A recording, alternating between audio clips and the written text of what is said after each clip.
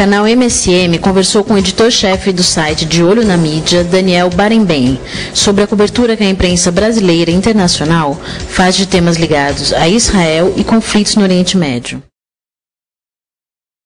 O News Reporting, na verdade, ele é um órgão que surgiu nos Estados Unidos, nos Estados Unidos não, em Israel, na verdade, ele surgiu como parte de um grupamento de judeus que percebeu que a mídia não tinha uma cobertura muito adequada em relação a Israel.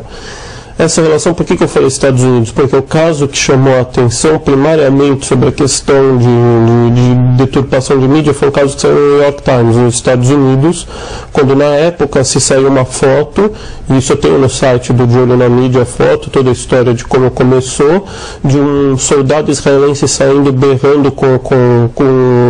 um cacetete na mão, uma pessoa toda ensanguentada, em que o New York Times colocava a legenda Palestina apanha de soldado israelense no Monte do Templo. Só que qualquer pessoa que visse a foto primeiro estranharia, porque no Monte do Templo, onde estão as mesquitas, não pode ter um posto de gasolina como tem atrás da foto, ainda mais dizeres em hebraico. Então já começava que você percebia que a checagem da informação foi errônea. Depois chegou a história de que o jornalista nem procurou saber de quem se tratava a pessoa que tinha apanhado, e na verdade o que estava por trás daquela foto era um jovem estudante de seminário rabínico em Israel, que na verdade um americano que estava lá, que foi arrancado de um táxi por terroristas palestinos, estava apanhando, e o soldado israelense foi defender com o cacetete, partir para cima deles para salvar o rapaz, e aí bateu a foto. Então, a partir do momento em que se viu que existia esse tipo de coisa, que isso estava muito constante na mídia, que havia uma tendência desagradável da mídia por vários motivos, aí você entra desde a politicagem de esquerda, que hoje virou esquerda anti-Estados Unidos, anti-Israel, pró-Palestina e tal, desde uma politicagem de esquerda somada ao antissemitismo, desinformação, má preparação de jornalistas, tudo isso foi se juntando para perceber que havia uma coisa muito forte, que algo precisava ser feito. E aí o que foi criado nesse reporting? Um veículo no qual a princípio se espalhava e-mail para contatos, a princípio judeus, mas depois foi englobando mais gente e tal, em que se mandava, saiu tal jornal, tal informação, é errada por isso e por isso, escrevam no jornal, façam alguma coisa e tal. Se vocês não sabem o que escrever, vai uma cópia de uma mensagem padrão aqui embaixo, só apaguem tudo acima e mandem para criar pressão para fazer alguma coisa. E assim surgiu o Nesse Reporting, que depois desenvolveu site, filmes, toda uma série de processos, e que acabou se desenvolvendo no Nesse Reporting nos campos de universitários americanos e na Inglaterra, na Europa, em várias línguas, no Canadá, e chegou no Brasil porque a mídia brasileira não colabora nem um pouco nesse processo também. O De Olho na Mídia, na verdade, ele surgiu como assim? Ele já era uma ideia que estava sendo gestada há muito tempo. O que acontecia era, a gente via as coisas acontecendo, a Folha criticando Israel, batendo em Israel, o Estadão, todos os jornais com deturpações também, e o que aconteceu eram atitudes pontuais, de meia dúzia de pessoas se revoltarem, mandar por e-mail, tal, olha, saiu isso e aquilo, mais ou menos o que era, eu posso até falar de uma certa maneira muito mais amadora, mas o mesmo processo do que eu comentei do Nesse Reporting, só que faltava alguma coisa mais profissional, uma central, onde as pessoas procurarem e tal, e algumas vezes foi feito contato com o Nesse Reporting,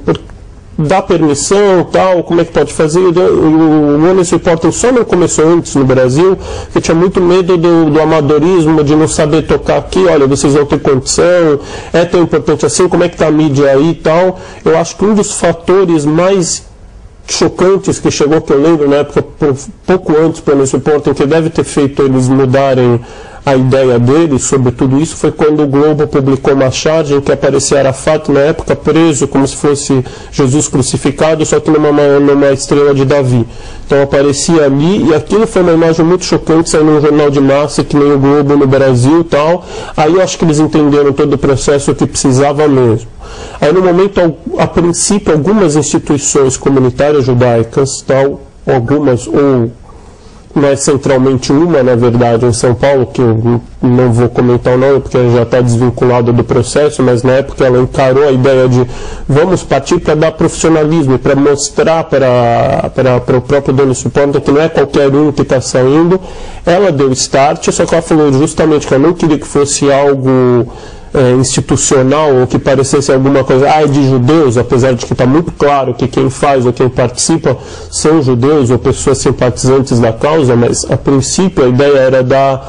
como é que se diz, legitimidade, dizer que era um processo realmente real de verificação de mídia, não algo institucional. Ela só deu apoio por trás e fez o contato com o The Honest Reporting e lançou de olho na mídia, tal, trouxe, conseguiu, tal, e eu fui contratado na época como jornalista responsável para fazer o processo.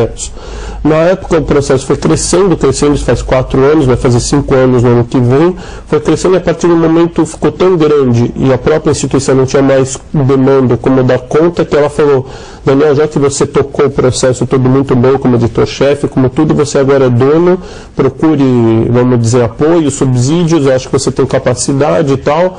Entregou o processo na minha mão e a partir daí, desse momento, eu passei a ser o gerenciador, o administrador e o editor-chefe, que eu tenho leitores em 60 países, quer dizer, não é um negócio localizado, e para um site, vamos dizer, do porte dele, divulgado basicamente na internet até hoje, apesar de agora eu querendo ampliar um pouquinho para fora e tal, mas basicamente só de e-mail, só de cadastro e tal, ele tem uma média de 30 mil leitores mensais, e tem uma newsletter com 30 mil leitores assinantes também, ele nesse relativamente curto período de tempo de 4 anos, e com alguns casos de sucesso realizados, eu acho que humildemente eu digo que um bom trabalho foi feito, mas tem muito, muito mais por aí para fazer, porque a cada dia a gente vê as coisas piorarem num certo sentido, alguns casos, tá, padrões. Mas você pega, por exemplo, a CNN e descobre que a CNN cobrindo lá a guerra do Líbano 2, de Israel e do Hezbollah e de tudo que aconteceu, ela pedia permissão para o Hezbollah para poder visitar os lugares e só ia nos lugares que o Hezbollah permitia. Você já começa a entender como é que funciona o processo. Quando a própria CNN, uma vez os diretores da CNN numa reunião, acabou vazando para a mídia, Israel só nos traz problema, e terrorismo é terrorismo, e terror seja de Israel, seja do outro lado, então você percebe uma equivalência entre os fatores, você percebe qual que é a linha editorial de uma CNN. Talvez porque aí você entra na questão que é mundial, e aí nós vamos entrar naquela velha questão que eu abordei no começo, que é a CNN é um órgão de mídia liberal, esquerda, mesmo americana, ela é anti-processo americano, anti-Bush, anti-republicanos, anti-aliança com Israel só nos traz problemas, e aí a gente vai caminhando para esse lado. Na Inglaterra você tem uma BBC com um comportamento absolutamente intratável, você não tem o que falar. Recentemente eu fiz, porque eu tive uma discussão com o Tariq Saleh, que é o correspondente palestino da BBC, para a BBC Brasil, no Oriente Médio, que foi sequestrado pelo Hezbollah, e aí a gente colocou toda uma matéria reproduzindo o que ele dizia justamente como forma de denunciar o comportamento do Hezbollah e tudo, e ele respondeu, desculpe, com uma crítica só de dizer que a BBC Brasil, por que ela não publicou, por que só saiu no meio independente dele, no blog dele, não saiu na BBC Brasil, afinal essa notícia, o correspondente da própria BBC é sequestrada pelo Hezbollah, e isso passa em branco. Aí ele respondeu defendendo a BBC tudo, e aí ele começa com aqueles negócios dizendo assim: a BBC não é anti-Israel, não é anti-árabe, grupos judeus falam que a BBC é anti-Israel, grupos árabes falam que a BBC é anti-árabe, e me prova que a BBC é anti-Israel. Então eu tive um pequeno trabalho de pegar uma compilação, entrei no Honest Reporting e digitei no search BBC.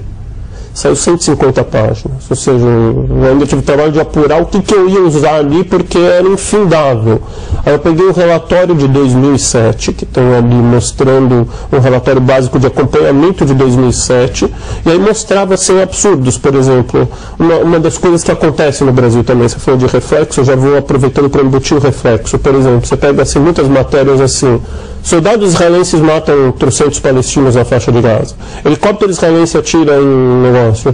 Tanques israelenses entram na faixa de Gaza e matam tantos palestinos. Você sempre vê, primeiro, o perpetrador da ação, aquele que é atingido, a nacionalidade de ambos, voz ativa, mata, tira, tal. Aí você vai ver quando acontece alguma coisa no inverso. A manchete proporcional não é proporcional.